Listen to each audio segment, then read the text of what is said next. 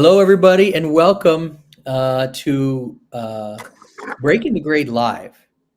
And we're about to take off. The plane is about to take off for another edition of Breaking the Grade Live. And you are talking to two people, John and myself, who flew back yesterday from South by Southwest EDU in Austin, which was an amazing experience. And then we were on separate planes going to different places and experienced a lot of turbulence on our flights. I was scared shitless on the plane. John, welcome. How was your flight? Well, it started in San Antonio. It was rough weather there.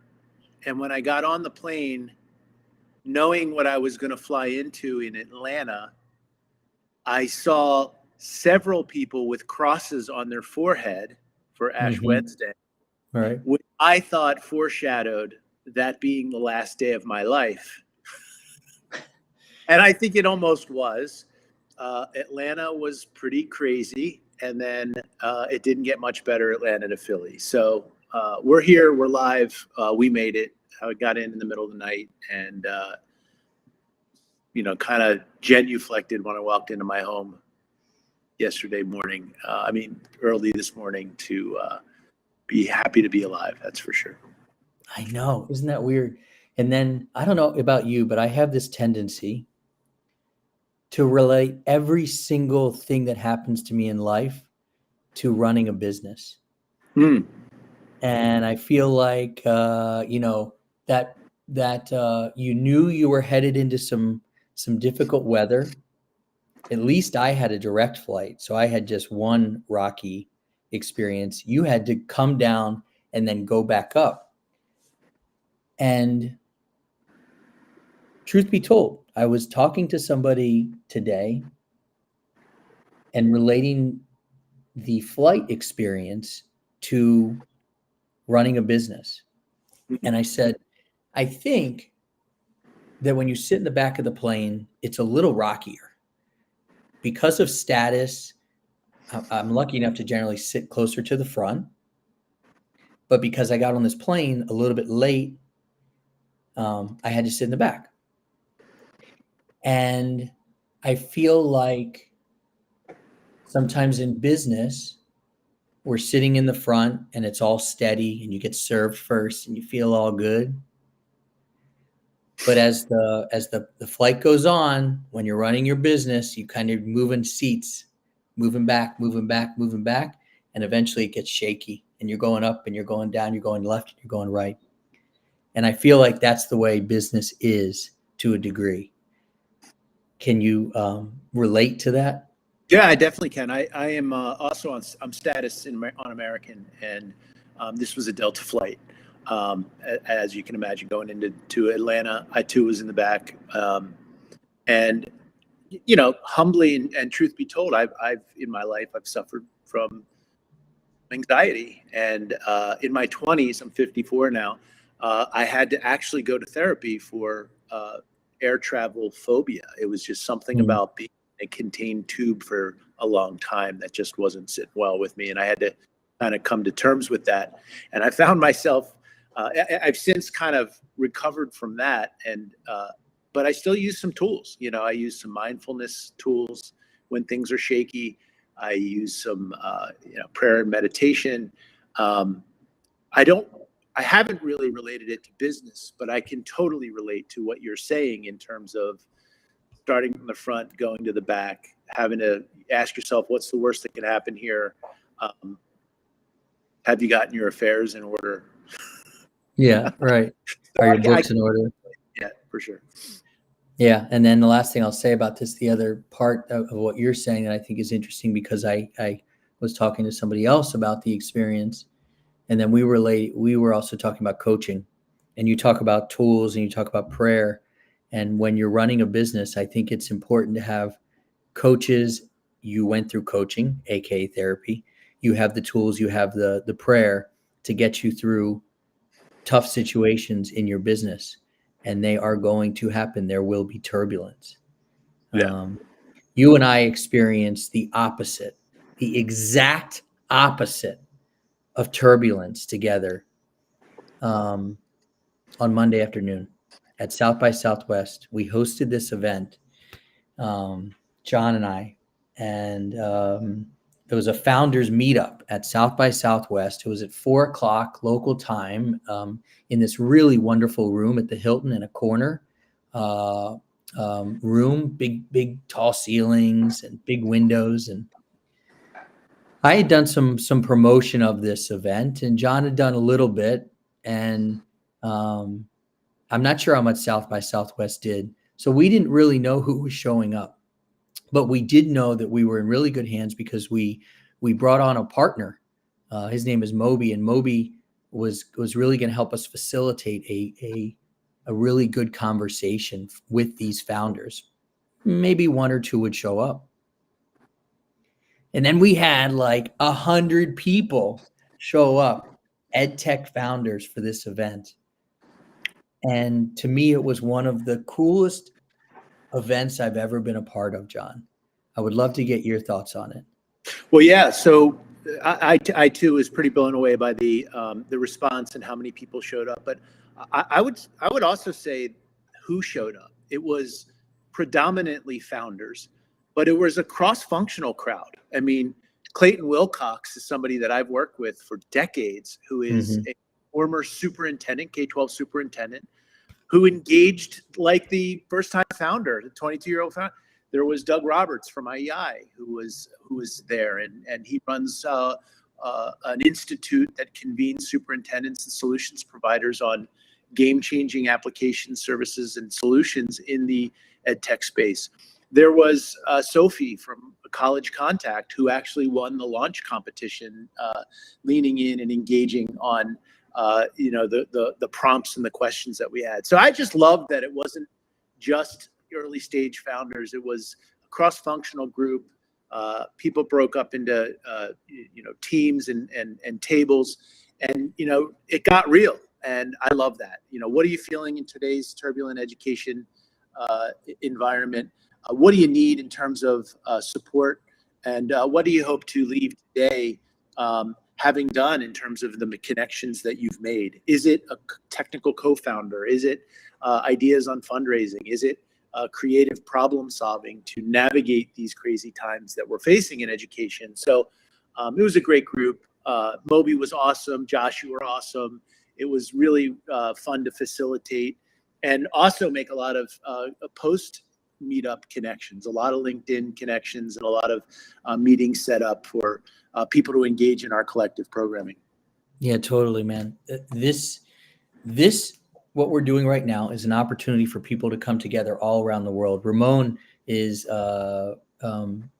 chatting with us here. Not quite sure where he is chiming in from, but Ramon, let us know your business. Let us know where you're from. Nice to have you. We've got a bunch of other people watching on Instagram, on YouTube, on Facebook, on LinkedIn.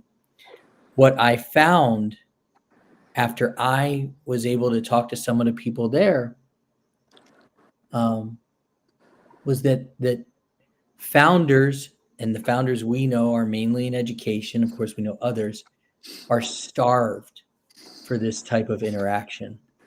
And I think that it gives them energy and it excites them further. And I thought we did a really nice job of compromising, because I think there was one side of the house that wanted to talk about the climate in America, a little bit of the mushy stuff. And then I really wanted to get down and dirty, like, hey, what are you looking for? Who needs this? Who needs that? And the hour flew by, and it was so loud. I keep watching the video, which is on my LinkedIn if people want to see it. That video, it's deafening, the conversations that were going on. So truly, back to the opposite of a turbulent flight. There was some there was a lot of pre-planning, but we also knew we didn't know what we were getting ourselves into. Like true entrepreneurs and brothers, we went into it, and everybody really came out on the other end having a really wonderful flight. And so I'm grateful that we did that. Yeah, I hope we do it again. I think that it was really important for it to be organic and human. And there wasn't much, there was some facilitation, but there wasn't much that was scripted. The sparks just kind of flew naturally, and some meaningful connections were made that I know have happened since that meetup. So I'm really proud of you, happy for meeting Moby, and I hope we do it again soon. Totally. So today, what we're really here, one of the things to talk about is a better way to sell and not being salesy. And you and I definitely don't believe in that. We don't believe that it's effective. And so I want to talk to people about alternative methods when it comes to that. Let's use the award winners from South by Southwest EDU and the launch competition maybe as our model for College Connect and what they're doing right in terms of their approach here to their business. And the reason I bring them up, and you'll have to really paint the picture of these these wonderful leaders in their business, wearing blue suits, hugging each other, supporting each other, complimenting each other. So can you paint the picture of the founders, and then let's talk about them as a little bit of a model of how you can do things in terms of selling the right way. Yeah, so I think that what Sophie and the team have done at College Contact have done is they've identified an enormous pain point. 408 to 1 students to college counselors or college guidance or college advisors. And that's just a tragedy. And they're really trying to disrupt the space to make it easier for primarily underrepresented students to get college guidance that is differentiated, personalized, and meaningful, because they don't think it's fair that an upper class in this country could pay $5,000, $6,000, $7,000 for a college counselor and get an advantage over an equally talented or an equally qualified candidate. So they've identified a problem that is not just in need of vitamins, but aspirin, painkillers. Second, they're efficacy based. They've really been able to take the pilot or the initial adopters of their solution, K-12 schools, and measure the impact, be able to quantify how that's helped students. And then they've come up with a creative service and solution model. They've actually gotten college students to be mentors and advisors in this process. They pay them well, they train them well. And now you have a student who can relate to a young advisor on the college event, the application, preparing with standardized tests. What's the culture and the environment like at specific schools? Mm-hmm. And they're winning. They're going from a preliminary idea from just over a year ago to now implementing and becoming super focused on scale. So I think it's really identifying a clear problem and being able to quantify it. I think it's being able to show how your initial customers have been served with measurable value, and being able to demonstrate how you could sustain that growth over time using the principles and practices that you've set forth, including the power of AI and machine learning, which College Contact is doing. When you do those things that you just talked about, which was basically a masterclass in how they have clearly built their business to today and were awarded the first prize of the launch competition at South by Southwest, you do not have to do these things that I wrote down. You do not have to necessarily pitch, because you've established yourself in such a way with your model, with your research. you can listen as opposed to talking. Truly effective sales and transformation is about understanding. Clearly, they've done that well. You build trust. And what I love about both of them, not only do they build trust, they do it in a cool way. They got these badass, I don't know what color blue that is because I'm kind of colorblind, but they got these really blue suits on and they're fun about it. They told me this funny story how sometimes people will come up to them at conferences and be like, does your boss make you wear those suits? Yeah. And they're like, we are the bosses. So they build trust and they're still, having fun and they connect. And when you connect with people, they want to work with you. And then you do not have to be salesy. So what I ended up doing there was kind of talking through some of the pitfalls that people have to do when you don't approach your business the way they have. And when you do it the way they did it, you end up winning competitions like they have. Talk about some other companies that you have seen take this approach and why it is so effective in the education space. Yeah, I would just echo a lot of the themes that you talked about. I heard the same story about the does your boss make you wear those outfits? And I find that to be hilarious. Yeah. Two young women-led founders who are on and bound for great things. I'll just say one of the other things that they do really well, and I would coach any ed tech founder, any ed tech startup to do, and that is be proactive with addressing your objections. Say that again. Be proactive with addressing your objections. The number one challenge, the number one question that came out from the judges and in the deliberation is, how secure are you in terms of matching advisors to students? Is it ethical? Do you have standards of behavior, standards, conventions of behavior? And can we be sure that there's nothing inappropriate would happen between the advisor and the student? And instead of waiting for that question, they're proactive about it. And they've turned the potential objection into an opportunity by not being afraid of it or nervous about it being asked. So that's the first thing.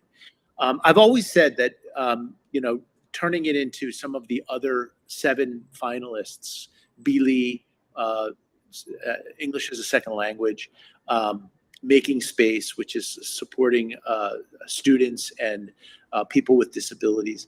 I really do think, and the research supports this, we're here at Penn GSE, we do a lot of this research, that all of those 7 finalists and the winners have done a great job in 3 areas. That the applications or the solutions that they've built are super engaging.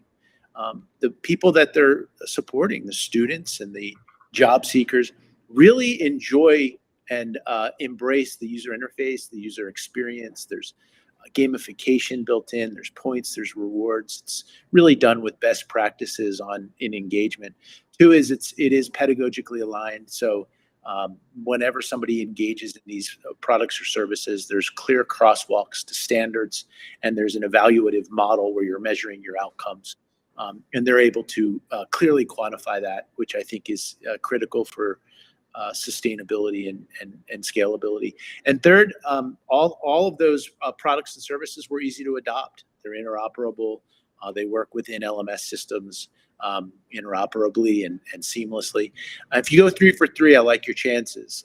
And they were able to quantify how engaging, how aligned pedagogically to standards, and how easy it was to adopt each of those solutions. You do that in this hyper turbulent time in education, you've got a great chance. So clear, succinct, simple in those 3 areas from some of the companies that presented on stage. And all of them were really good. I mean, we're looking at hundreds in our Milken Penn GSE Education Business Plan competition, and boy, was that a great class. And Kayla from South by Southwest commented that it was among the best cohort of finalists that she's had the pleasure of supporting and bringing up on stage. So cool. Excuse me while I was motioning to the person who was delivering me my Moby lunch. Dick. No, I did not get Moby Dick. I got Poke DC. Okay. I'm treating myself. I haven't made it out the door because I've been working. I generally do not believe in having food delivered. I like to go out and get it. So that's who I was motioning to. But I certainly, A, was listening to what you were saying. B, I've heard it many times before. Yep. And it always makes sense. And one of the parts that I think is really important, and we talk about this a lot in the Ed Sales Elevation experience, run towards the objections and the rejections. Mm-hmm. In my second business, in the after school enrichment business, when I worked with PTAs very closely, I worked mainly with these super smart, generally moms, especially in the Washington D.C. area. When they weren't running the PTA, they were running a government agency or a Fortune 500 company, and they had all of the objections as to why Flex Academies could not take over their program. And I had all the answers as to how we could and why we were the best fit. One of them, of course, dealt with safety and background checks. Mm-hmm. So when that question was asked, I knew that they would be prepared, because if they weren't prepared for that question, then they have a serious hole in their business. And clearly they were ready for that. So I'm really a big fan of running towards those objections and the rejections and being prepared. When we talk about some action items for our audience, I wanted to bring a couple things up that potentially they could do to make sure that they're not, being salesy and being more on the consultative side. One idea, and I do this quite often, is to analyze maybe your last 3 calls and, think about how much time you speak versus how much time they speak. And I think I know you and I agree. I believe it's a 90-10. When I'm talking to a potential client, I want them to talk 90% of the time, and maybe I'll talk 10. Do you agree that you need to prioritize listening over talking? 100%. We've talked about this before. I go back to the 3 C's. It needs to be conversational, it needs to be consultative, and it needs to be compassionate. And that third one is really important today. Teachers, administrators, superintendents are time-starved. They're exhausted. They are shaken up by what's going on in the world of education. Conversational. Can you come to the table knowing what the strategic plan of that school district is, and be able to have a conversation regarding that? Yeah. Once you establish that in a conversation, can you consult them without looking preachy to say, now that we've had that conversation on that pain point, wouldn't it be interesting if, what would you say if I told you I could deliver? That's a consultation. That is not a sale. And then compassion. I know it's tough times right now. I know it's even tough to have this call or hold this call, and I really appreciate you making time. I wouldn't waste your time if I didn't think I would be able to provide something or deliver something that would be important to save you time, make your job easier, keep your students safer, allow your students to achieve or succeed more. So I think the conversation, the consultation, and the compassion triumvirate is critically important, especially in these turbulent times. In the Ed Sales Elevation experience, and we have a wonderful community that's growing out of that, of about well over 100 companies who have been through the Ed Sales Elevation experience in about the last 14 months. We have a program called the Raise Your Hand campaign, which has our work, our thoughts, our fingerprints all over it in terms of what we're talking about right now. And I encourage our clients to go out and talk to people who they've never talked to in the education space and ask them questions. And for even some of the most seasoned sales folks we know, this is a very uncomfortable thing to do.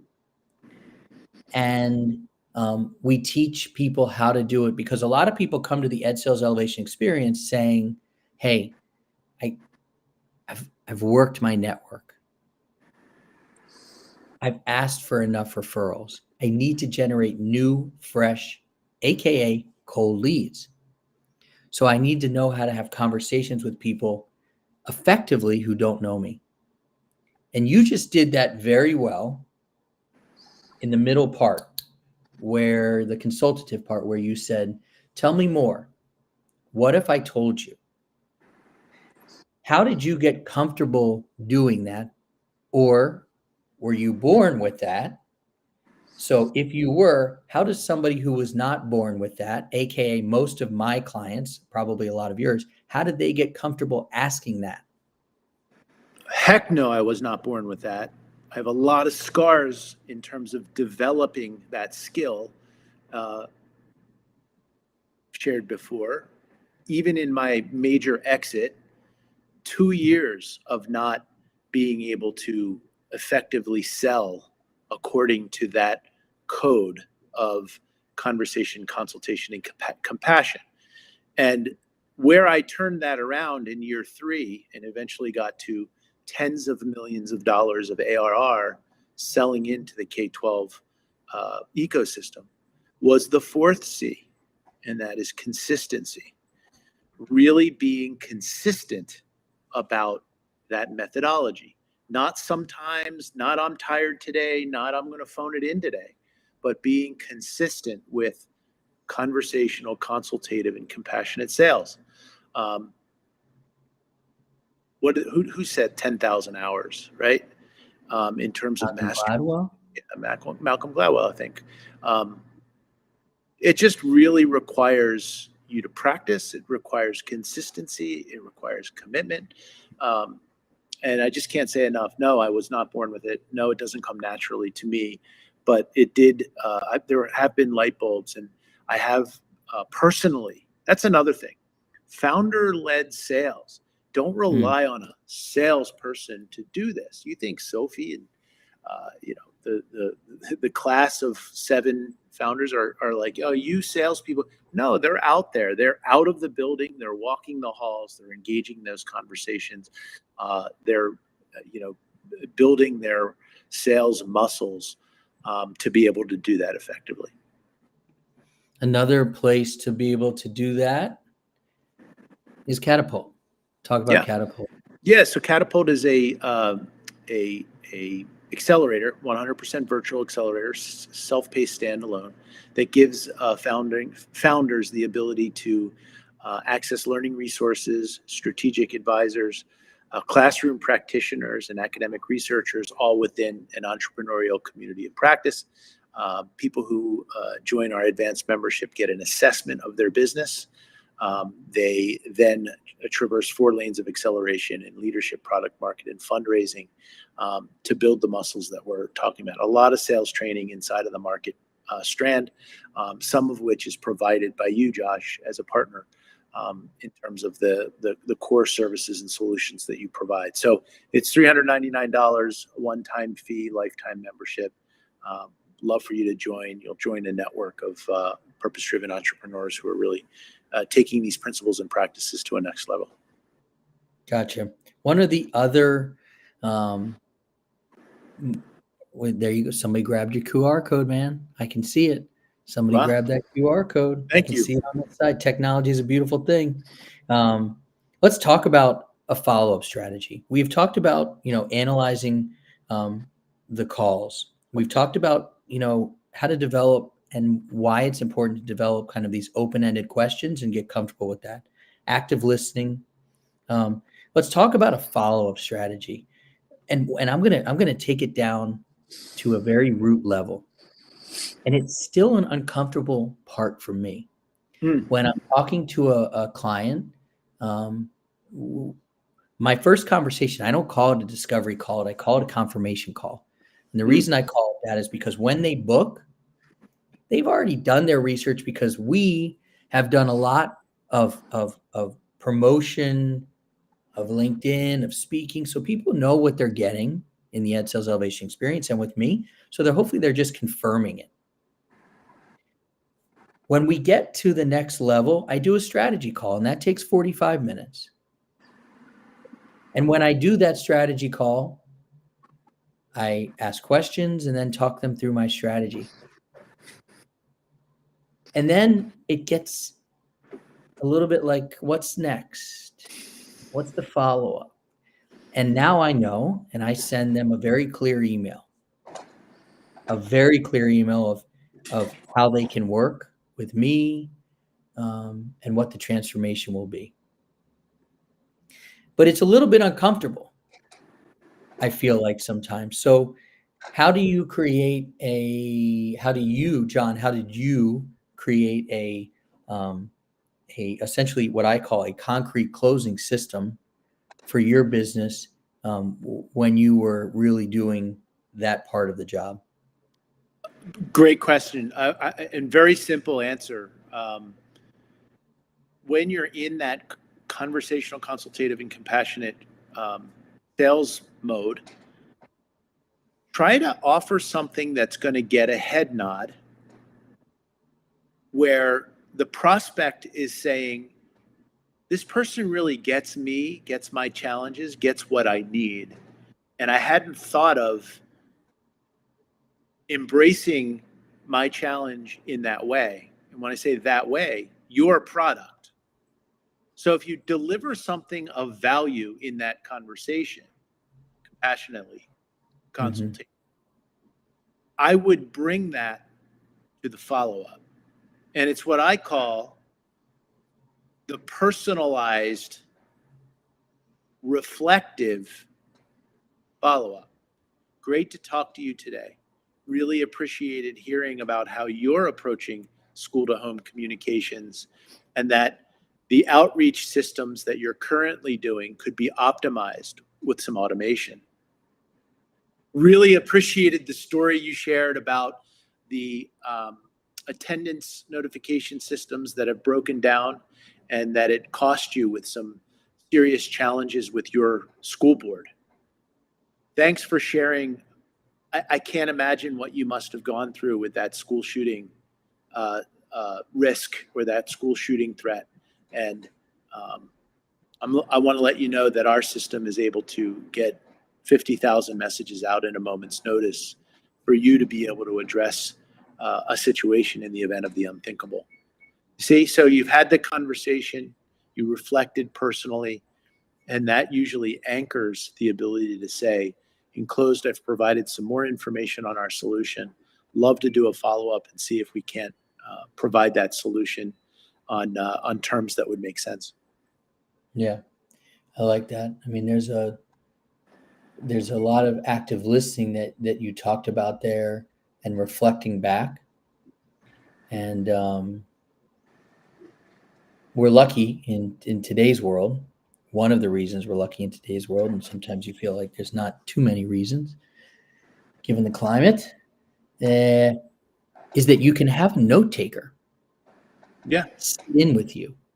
You and I are aligned on many, many different things. I think we sometimes see AI a little bit differently, but I am a big fan of, and I do that honestly with these conversations we have. The note taker, I can get the transcript. I can ask it questions through AI. I could write emails. I could write blog posts. I don't just copy and paste and post them. You got to read them and edit them for your own voice. But one of the interesting tools you can use a note taker for is to write follow-ups, to help you write follow-ups, or to write those follow-ups for you. So going forward, if somebody is doing their strategy session potentially with a superintendent or a principal or whatever, and they want to send a real quality follow-up to show that they were truly listening, you can reflect back using a transcript or a recording to help you write that. And that's something that I do a lot of times, whether I am writing the email myself or getting some help. I certainly look back to make sure that I heard what I actually heard. I'm a big fan of using a note taker. Do you use a note taker, John? I don't use a note taker, but I'm coming along with using AI in follow-ups and in my daily life of social media posting as a complement, not a crutch. And I think Right. that's important. And a lot of C's today, right? A lot of C's, and you even A added lot a of, new one. yeah. So as a complement, not a crutch. And what I mean by that is the tool is becoming more pervasive and predominant. You can't get through a LinkedIn or an Instagram or Facebook without there being a little tag that says, rewrite that with AI. And a lot of times I'll try and I'll see it and I'll be like, but I'll say, wow, they got the grammar right, or they got a word in there that I hadn't thought of that I'd like to use. So I think there's still some challenges with hallucinations and with the responsiveness of AI to put it in the accurate voice that I want to have conveyed. Oh man, another C. Mm-hmm. A conveyance, but because I like the personal human, even sometimes when there is a mistake to it. I don't want it to be so robotic, if you will. Right. So I'm using it more. I don't think it should be just used as a crutch or relied upon solely, but used as a complement, used as a way to check your work, uh, ensure that your diction and your word choices are right, and to refine how you want to convey your message. I think is perfectly appropriate, um, and probably um, I would agree recommended. I'll uh, I'll give you another little tool there, Papa, on how you can change and adjust and refine the tone and the voice. And I'll take this plane back to Texas. Mm. And so one of the people that I really like, I've read his book. I think he's just a cool dude. Happens to be a Washington Redskins fan, Commanders fan. There you go. Is Matt McConaughey. Mm. And so sometimes when I allow AI to complement my writing, to use your word, I will say, can you add just a touch of Matt McConaughey into this? And the reason That's I cool. say just a touch is because if you don't say just a touch, every single thing becomes as clear as the Texas sky and as big as a 15-pound steak, and as rowdy as a truck rolling down the road. But if you say just a touch, it'll just loosen up that writing just a little bit. So I use Matt McConaughey. So maybe you've got your spirit animal out there. Who is your spirit animal? Well, first of all, I think Green Lights is a really good book, and I'd I highly love it. recommend it for those who have not read it. So that's really good. Um, in terms of my spirit animal, I mean, are you asking like a spirit animal that people would know, or a spirit animal that just has touched my life and who I rely on for, those kinds of nuggets of insights and advice? Good question. Um, let's go with the celebrity spirit animal. I am a Malcolm Gladwell fan. I am a um, I mean, there's a lot of business books out there that I've relied upon in my career that may not be celebrity, but ones that I'm a big Good to Great person. I'm a big raving fan person. Mm-hmm. I loved Blink. I mean, I could go on and on, but not so well known in terms of a spiritual animal would be Richard Rohr, Father Richard Rohr, who is a Franciscan priest uh, out of Albuquerque, New Mexico, who founded the Center for Action and Contemplation. I read it every morning.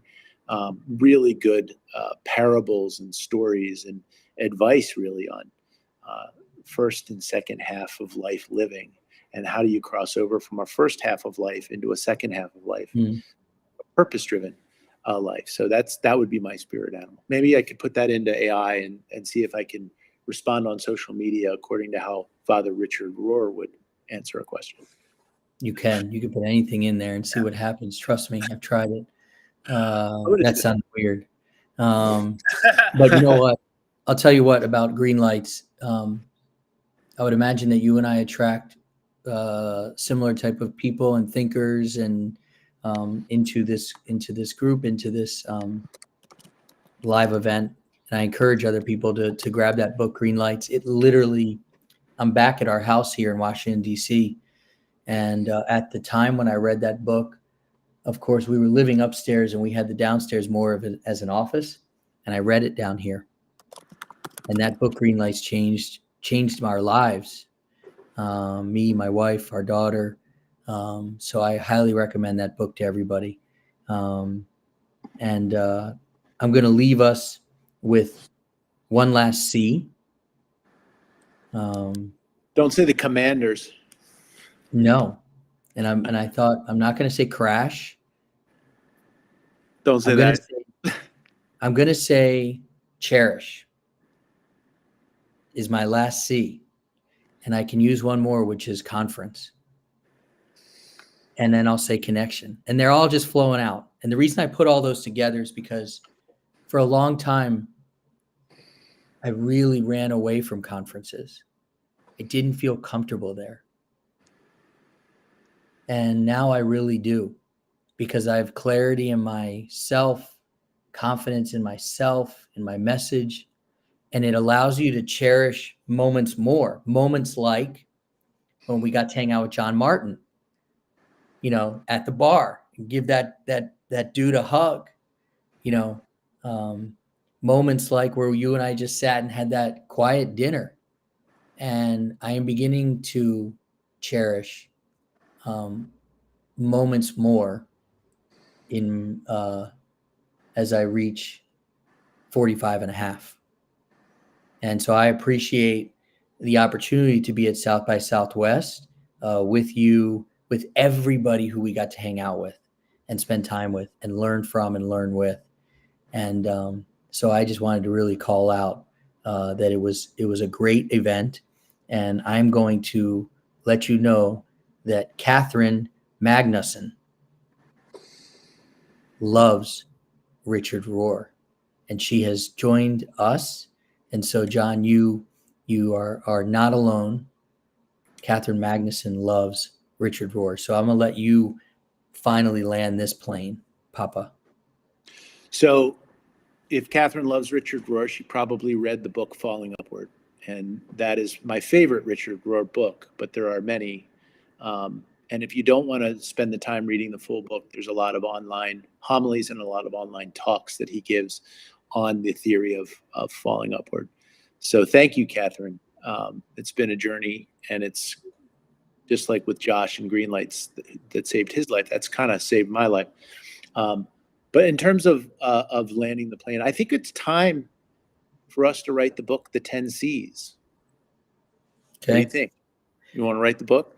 And you got to give me the commitment that we won't lean on and use ChatGPT as our crutch. But I think we had 10 C's out in this session, and we could consider 10 chapters on the 10 C's. Clarity, connection, conveyance, consultative, communication, connection. I mean, the list goes on. Confidence. Wow. So clarity. Let's use this opportunity to jump to the next live session by thinking about some of those C's, how we can apply them in our life, and really continue to find our way to the second half of life. And for those of you who are curious, you'll see what that means if you read Falling Upward. I'll add one more C, coaching. Oh, yeah. I think we've both benefited from coaching. So whatever, you and I are firm believers in just put stuff out in the world and it will happen. So I believe that will happen. So especially if you join Catapult. Ooh, very good. Way to get it in there. We appreciate that. Listen, everybody, John and I are I can speak for both of us. We are always happy to be here, but we are especially happy to be here after some very crappy, there's another C word, flights coming in from an amazing event at South by Southwest. John, it was great to see you there. Loved everybody, hanging out, and we have so many connections going forward, which we're grateful for. So thank you everybody for joining us. We'll see you And guys. the last thing I'll say is a huge congratulations to College Contact. Love it. Cheers to that.